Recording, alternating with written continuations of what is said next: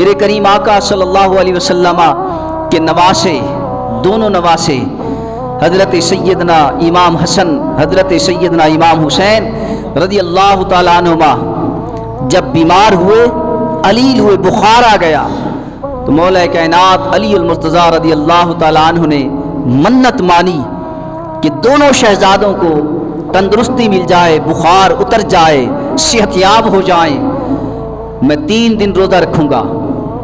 آپ کی اہلیہ محترمہ سیدہ کائنات حضرت فاطمہ الزہرا سلام اللہ علیہا نے منت مانی کہ دونوں شہزادوں کو تندرستی حاصل ہو جائے، میں بھی 3 دن روزہ رکھوں گی۔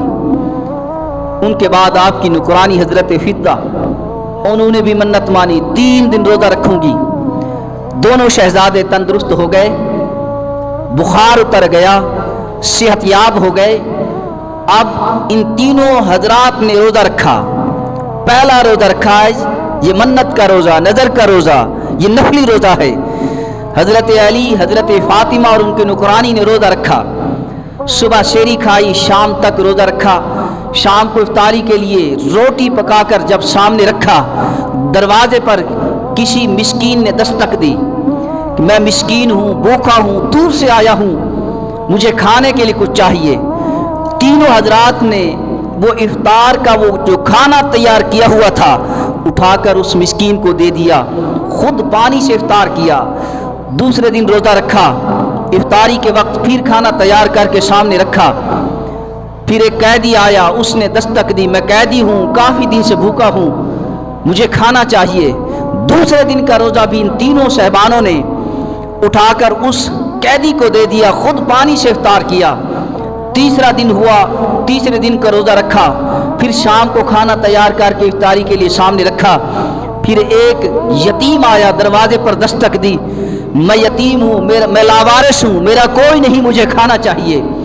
تینوں حضرات نے تیسرے دن کا کھانا بھی جو افطاری کے لیے تیار کیا ہوا تھا اٹھا کر اس یتیم کو دے دیا۔ 3 دن متواتر ان ہستیوں نے پانی سے افطار کیا۔ 3 دن کے بعد جب میرے کریم آقا صلی اللہ علیہ وسلم اپنی بیٹی کے گھر آئے، دیکھا کہ ان تینوں ہستیوں کی طبیعت کمزور ہے، صحت کمزور ہے۔ میرے کریم آقا صلی اللہ علیہ وسلم نے پوچھا، اے علی، اے فاطمہ، کیا ہوا؟ ان حضرات نے ساری کہانی سنائی۔ حضرت فاطمہ نے کہا، بابا جان بات کیوں ہے؟ حسنین کریمین رضی اللہ تعالیٰ عنہما بیمار تھے، ان کی صحت یابی کے لیے ہم نے منت مانی تھی، 3 دن روزہ رکھا۔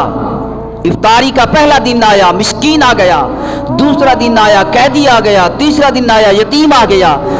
تینوں دن ہم کھانے کا، افطاری کا کھانا تیار کرتے رہے تاکہ روزہ افطار کریں، اور تینوں دنوں کا کھانا ہم اٹھا کر ان سوالیوں کو دیتے رہے، خود پانی سے افطار کیا۔ اس وجہ سے ہماری طبیعت، ہماری صحت کمزور ہو گئی۔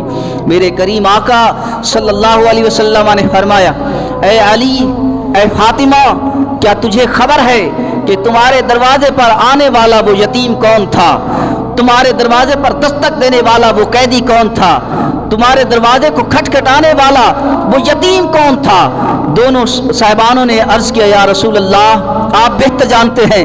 میرے کریم آقا صلی اللہ علیہ وسلم نے فرمایا، تمہارے دروازے پر آنے والا یتیم نہ تھا، تمہارے دروازے پر آنے والا قیدی نہ تھا، تمہارے دروازے پر آنے والا مسکین نہ تھا۔